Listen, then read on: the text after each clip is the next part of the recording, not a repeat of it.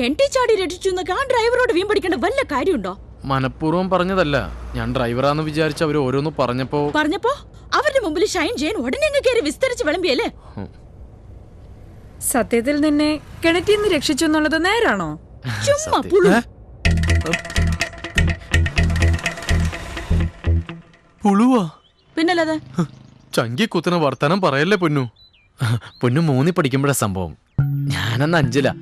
പൊന്നു കൂട്ടുകാരികളുമായിട്ട് കളിച്ചോണ്ടിരുന്നപ്പോ അവരുമായിട്ട് വഴക്കിട്ട് കാല് തെറ്റി പട്ടേരിപ്പടത്തെ പൊട്ടക്കൻഡിൽ വീണു. വാച്ചു വാച്ചു എന്ന് വിളിച്ച് കരഞ്ഞത് ഇപ്പോഴെന്റെ ചെവിയിൽ മുഴങ്ങുന്നുണ്ട്. നുണയാണെങ്കിൽ വാസുവേട്ടനോട് ചോദിച്ചോളൂട്ടാ. ആരാ വാസുവേട്ടൻ? അത് പൊന്നുന്റെ അച്ഛന്റെയും എന്റെ അച്ഛന്റെ ഒക്കെ അക്കൗണ്ടന്റാ. ഒരു ഇത് കണ്ട നോക്കട്ടെ. കുട്ടിക്കാലത്തെ ഫോട്ടോ സ്കൂളിൽ പഠിക്കുമ്പോ എടുത്തതാ. ചെറുപ്പത്തിൽ നീ ഒരു തക്കടായിരുന്നല്ലേ? ഇതൊക്കെ പേഴ്സിൽ സൂക്ഷിച്ചുകൊണ്ട് നടക്കുന്നതിനാ? അത് പിന്നെ പൊന്നിന് തരാന്ന് വെച്ചാൽ എന്നെ എടുത്തതാ. എപ്പോഴും ഓർക്കണമെന്ന് ഓർക്കും, പക്ഷെ മറന്നു. എന്നാലേ ഇനി ഇത് എന്റെ കയ്യിലിരിക്കട്ടെ. വെച്ചോ വെച്ചോ, ആൽബത്തിൽ ഒട്ടിച്ചു വെക്കാലോ. അപ്പൊ നിന്നെ കെട്ടിച്ചാടി രക്ഷിച്ചു എന്ന് പുള്ളിക്കാരൻ പറഞ്ഞ സത്യമല്ലേ? സത്യം തന്നെയാ എന്ന് കരുതി കണ്ട ഡ്രൈവർമാരോടൊക്കെ കയറി എഴുന്നള്ളിക്കുന്ന എന്തിനാ? ഞാൻ പറഞ്ഞല്ലോ, അറിയാതെ പറഞ്ഞു പോയതാണെന്ന്. ഇനി ആരെങ്കിലും ഇങ്ങോട്ട് വന്ന് ചോദിച്ച പോലും ഞാൻ പറയില്ല. പിന്നെ പൊന്നുനെ കെന്റിന്ന് രക്ഷിച്ചോ പ്രകാശ് എന്ന ആളുകൾ ഇങ്ങോട്ട് കയറി ചോദിക്കാൻ പോവല്ലേ? മണ്ടത്തരം പറയാണ്ട് വണ്ടി സ്റ്റാർട്ട് ചെയ്യും.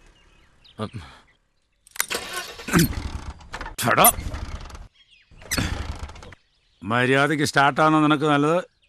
ഇല്ലെങ്കിൽ ശ്രീധരക്കുറുപ്പിന്റെ സ്വഭാവം നിനക്കറിയാലോ. ഏത് യമണ്ടനാണെങ്കിലും മര്യാദ പഠിപ്പിക്കും ഞാൻ. ഈ പാട്ടവണ്ടി കൊടുത്തിട്ട് പുതിയ തന്നെ വാങ്ങിക്കച്ചാ. പാട്ടവണ്ടിയോ? ഇപ്പോഴും ഇവനൊരു പാച്ചില് പറഞ്ഞാൽ ഒരു എമ്മണ്ടന് ഒപ്പം ഓടി എത്തുകയല്ല, അറിയാവോ? ഈ പടക്കുതിരിക്ക് പ്രായം കുറെ ആയില്ലേ, ഇനി തൂക്കി വെക്കുന്ന നല്ലത്. ഓഹോ, അപ്പൊ നാളെ അച്ഛനെയും തൂക്കി വെക്കണമെന്ന് മോള് പറയൂ. അതിനച്ഛന് പ്രായമായിട്ടില്ലല്ലോ. എന്റെ വലിയേട്ടനാണോന്നാ കൂട്ടുകാരികൾ ഇപ്പഴും ചോദിക്കുന്നതേ. നീ അങ്ങനൊന്നും സോപ്പിടണ്ട. ചെന്ന് അവനെ ഇങ്ങോട്ട് വിളിക്ക്. എല്ലാ കംപ്ലൈന്റും മാറ്റി ഇന്നല്ല യമണ്ടൻ കണ്ടീഷൻ ആക്കണമെങ്കിൽ ഇതിന്റെ ഏതാണ്ടൊക്കെ മാറ്റണം എന്ന് പറഞ്ഞ രൂപ 1200 മാച്ചോണ്ട് പോയത്. വിളിക്കവനെ.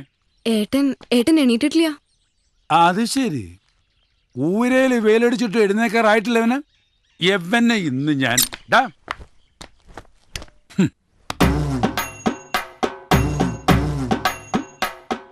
കഴുതേ എഴുന്നേക്കടാ. എന്ത് തുറക്കമാടാ ഇത്? എടാ പോത്തെ, ഇവന്റെ അമ്മ എവിടെ? ഒരു സാധനം കുറച്ചുകൂടെ പുന്നാരിക്കട്ടെ.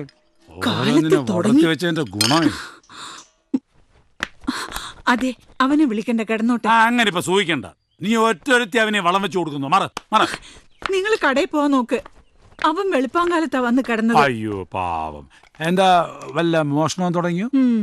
ആ പൊന്നു കോളേജിൽ നിന്ന് ടൂർ കഴിഞ്ഞ് വെളുപ്പിനെ എത്തുമെന്ന് പൊന്നുന്റെ അച്ഛൻ വിളിച്ച് പറഞ്ഞതുകൊണ്ട് കൂട്ടിക്കൊണ്ട് എന്ന് ആക്കാൻ പോയേക്കുമായിരുന്നു. അതിനൊക്കെ അവന് സമയമുണ്ട്. എന്നാൽ കടയിൽ വന്നൊരു കൈസായത്തിന് നിൽക്കാൻ പറഞ്ഞാൽ ഒന്ന് തല കാണിച്ചിട്ട് അപ്പ അങ്ങ് മൂങ്ങും. വെറുതെ അല്ല, വല്ലവന്റെ അച്ഛനെ കല്ലുടയ്ക്കും, അവനവന്റെ അച്ഛനെ തവിടിടിക്കില്ലെന്ന് കാരണവന്മാര് പറയുന്നത്. അവനവന്റെ അമ്മയ്ക്കെന്നല്ലേ ചൊല്ല്? അല്ല, ഞാനങ്ങനെയാ കേട്ടിരിക്കണേ. ഓ, അമ്മയ്ക്കായാലും അച്ഛനായാലും കുടുംബത്തിന് പറയാനൊന്നുമില്ലല്ലോ.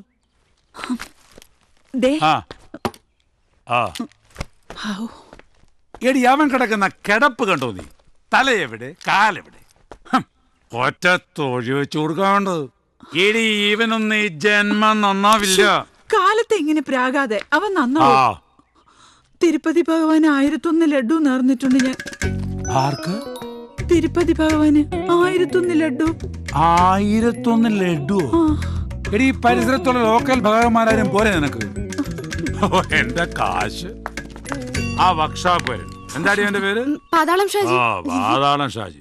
അവനെ കൊണ്ട് നന്നാക്കിച്ചു കൊണ്ടുവരാന്ന് പറഞ്ഞ് 1200 രൂപ നിന്റെ പുന്നാരപ്പൻ എന്റെ വാങ്ങിച്ചിട്ട് പോയത്. അതിനവൻ നന്നാക്കിന്ന് പറഞ്ഞാണല്ലോ കൊണ്ടുവച്ചിട്ട് പോയത്. എവിടെ നന്നാക്കി? എന്തിനാണോ എപ്പോഴും കൊക്കിയും കുറച്ച് കൊണ്ടിരിക്കുന്നത്? എനിക്കറിഞ്ഞൂടാ. സാറ് പള്ളിയോർക്കം കഴിഞ്ഞ് എഴുന്നേക്കുമ്പോ പറഞ്ഞേക്ക് മര്യാദയ്ക്ക് നന്നാക്കി കടയിലേക്ക് കൊണ്ടുവരാൻ. അല്ലാതെ പടി ചവിട്ടിയാൽ അവനെയും അവന്റെ മറ്റേ പാതാളത്തിനെ ചവിട്ടി താത്തും ഞാൻ ഒറിജിനൽ പാതാളത്തിലേക്ക്.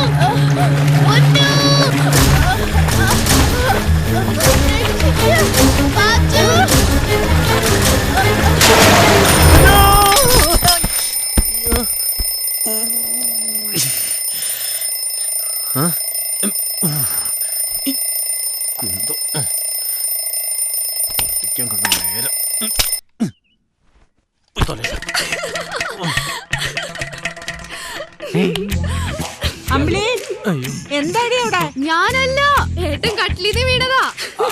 അല്ലമ്മേ. എന്താടി, എന്താ പറ്റി? അത് സ്വപ്നം കണ്ടതാ. നിനക്കും വെച്ചിട്ടുണ്ട്. പേടിപ്പിച്ച് കളഞ്ഞല്ലോ. ഞാനും പേടിച്ചു പോയമ്മ വീണപ്പോ. കണ്ടടം തെണ്ടി അടന്ന് നേരം കേട്ട നേരത്തെ ഒന്ന് കിടന്നിട്ടാ ദുസ്വപ്നങ്ങൾ കാണണേ. ദുസ്വപ്നൊന്നുമല്ല.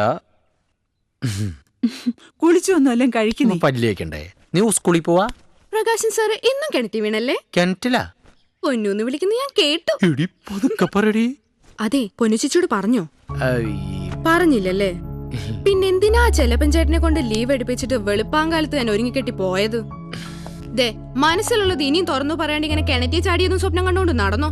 ഒടുക്കം വല്ലവനും വന്ന് കെട്ടിക്കൊണ്ടു പോകുമ്പോ താടിയും വളർത്തി ശോകഗാനവും പാടി നടക്കാം. എന്നാ ഞാനൊരു സത്യം പറയട്ടെ.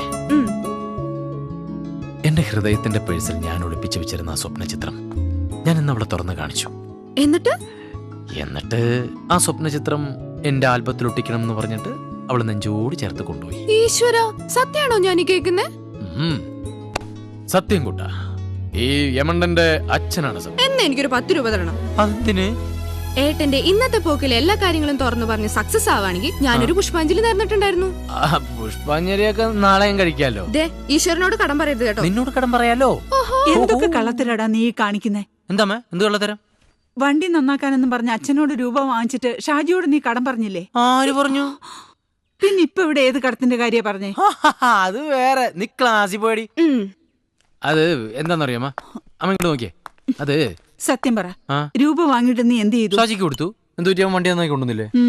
കൊണ്ടുവന്നു.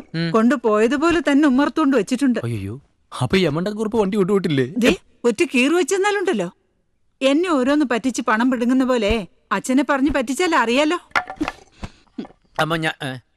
അമ്മ ഞാനൊന്ന് പറയട്ടെ, അവൻ എന്തോ പുതിയ സ്പെയർ പാർട്സ് മേടിക്കണമെന്ന് പറഞ്ഞിട്ടല്ലേ ഞാൻ കാശ് കൊടുത്തു. എന്നാ മര്യാദക്ക് വണ്ടി നന്നാക്കിച്ച് കടയിലോട്ട് കൊണ്ടിയല്ലേ. ചുണ്ടി എടുത്തിട്ടാ പോയിരിക്കുന്നെ. പൊട്ടനെ ചെട്ടി ചതിച്ചാ ചെട്ടിയെ ദൈവം ചതിക്കുമെന്നാ പഴമൊഴി. എടി സത്യമായിട്ട് ഞാൻ കാശ് കൊടുത്താന്ന്. അപ്പൊ 1200 രൂപയ്ക്ക് പാതാളം ശരിക്കും കമഴ്ത്തി കാണും. എന്നാ അവന്റെ കടയില് എന്റെ വക ഒരു ഫോട്ടോയും കൂടി തൂക്കേണ്ടി വരും. ഇത് നിലമ്പൂർ അറ്റാക്ക്. ഞാൻ ബൈക്ക് ഓടിച്ചോണ്ട് പോയപ്പോ പട്ടികൾ കുറുകെ ചാടിയതാ. ഞാൻ ഓർത്തില്ല, കന്നിമാസായിരുന്നു. ഇതെന്താ 100ാം ദിവസം? ഹോസ്പിറ്റലിൽ 100 ദിവസം ആഘോഷിച്ച കേസല്ലേ? എന്ത് രസമായിരുന്നു അന്നൊക്കെ. കണ്ടില്ലേ ഇടവും വല്ലോ സുശീല സാവിത്രി. ഇതാണ് ഷൊർണൂർ ഷോക്ക്. കഷ്ടിച്ച രക്ഷപ്പെട്ടത്. ഈ കിടക്കുന്ന കിടപ്പ് കാണുമ്പോ എനിക്കേ ചെരി വരും. ഇതെന്താ 45ാം ദിവസം? 45 ദിവസമേ ആഘോഷിക്കാൻ പറ്റുള്ളൂ. എന്റെ കയ്യിലിരിപ്പ് ശരിയായിരുന്നെങ്കിൽ 50 ദിവസം വരെ പോകേണ്ട കേസാ സർ. ഈ കാണുന്നതല്ല എന്റെ ലൈഫിലെ മേജർ ആക്സിഡന്റ്സാ. ശരിക്കും പറഞ്ഞാൽ ഞാൻ ഇതിലൊക്കെ തട്ടിപ്പോകേണ്ടതായിരുന്നു. അല്ല, ഇതെന്താ 15ാം ദിവസം? സർ, സത്യത്തിൽ അത് 150ാം ദിവസം ആഘോഷിക്കേണ്ട കേസായിരുന്നു. 15 ദിവസം ആയപ്പോഴത്തേനും സിസ്റ്റർ മദറാവൂന്ന് പേടിച്ച് എന്നെ എടുത്ത് വെളിയിൽ കളയുന്ന ഫോട്ടോയാ സർ. ഈ കാണുന്ന അറ്റാക്കിൽ എന്റെ 2 കാല് മാത്രം ഒടിഞ്ഞിട്ടുള്ളായിരുന്നു. അപ്പൊ തന്റെ കൈക്ക് എന്താ പറ്റിയത്? സിസ്റ്റർമാരുടെ തോളിൽ കൈയിട്ടതാ. അത് കണ്ടോണ്ട് വന്ന ഡോക്ടർ തെറ്റിദ്ധരിച്ച് എന്റെ കൈ 2 തല്ലി ഓടിച്ചു. ഇതെന്തോടോ കമ്മിങ് സൂൺ? അതെ, ഇനി വരാനിരിക്കുന്ന ആക്സിഡന്റിന്റെ ഫോട്ടോസ് ഒട്ടിക്കാനുള്ള സ്ഥലമാണിത്. Coming zone. എപ്പോഴാണാവോ ഇനി ഒരു ആക്സിഡന്റ് വരുന്നത്? ഓഹോ, താനെന്തിനാ ഇത്രയും ഫോട്ടോ എടുത്ത് വെച്ചിരിക്കുന്നത്? ഏറ്റവും കൂടുതൽ ആക്സിഡന്റിൽപ്പെട്ട ഒരാൾ എന്ന നിലയ്ക്ക് ഗിന്നസ് റെക്കോർഡ്സിൽ കയറുക എന്നതാണ് എന്റെ ലക്ഷ്യം. ഇന്നല്ലെങ്കിൽ നാളെ ഈ പാതാള ഷാജി ഒരു ഗിന്നസ് ഷാജിയായി മാറും. ഓക്കെ. ഈ ഫോട്ടോകൾ കണ്ടപ്പോ എനിക്ക് ഒരു കാര്യം മനസ്സിലായി, താൻ ഹെൽമെറ്റ് യൂസ് ചെയ്യാറില്ലെന്ന്. സോറി സർ, എന്റെ ശരീരം മൊത്തം മറയ്ക്കാനുള്ള ഹെൽമെറ്റ് കമ്പനിക്കാർ ഇതുവരെ കണ്ടുപിടിച്ചിട്ടില്ല. എന്നാലും ഞാൻ ഹെൽമെറ്റ് ഉപയോഗിക്കാറുണ്ട്. അത് ബിവറേജസിൽ ക്യൂ നിൽക്കുമ്പോ മാത്രം. ഇനിയും ആക്സിഡന്റ് പ്രതീക്ഷിക്കുന്ന നിലയ്ക്ക് സ്വന്തമായിട്ട് ഹോസ്പിറ്റൽ തുടങ്ങുന്നല്ലേ നല്ലത്. ഇനി ഹോസ്പിറ്റലിൽ പോകേണ്ട കാര്യമില്ല സർ. എന്റെ ശരീരം മുഴുവൻ കമ്പിയല്ലേ. അഥവാ ഇനി ഒടിയാണെങ്കിൽ നേരെ ശ്രീമുരുക വെൽഡിംഗ് വർക്ക്ഷോപ്പിൽ ചെന്നിട്ട് ഇങ്ങനെ വെൽഡ് ചെയ്ത് പിടിപ്പിച്ചാ പോരെ. പിന്നെ എനിക്കൊരു ഒറ്റ ദുഃഖം മാത്രമേ ഉള്ളൂ, കാന്തുള്ള സ്ഥലത്തൊന്നും പോയി നിൽക്കാൻ പറ്റില്ല. അതെന്താ? ശരീരം മൊത്തം കമ്പിയല്ലേ, കാന്ത് അള്ളിയിട്ട് പിടിക്കും എന്നെ. അല്ല, ഈ ആക്സിഡന്റിനൊക്കെ കേസ് കുറെ പറഞ്ഞു കാണുമല്ലോ.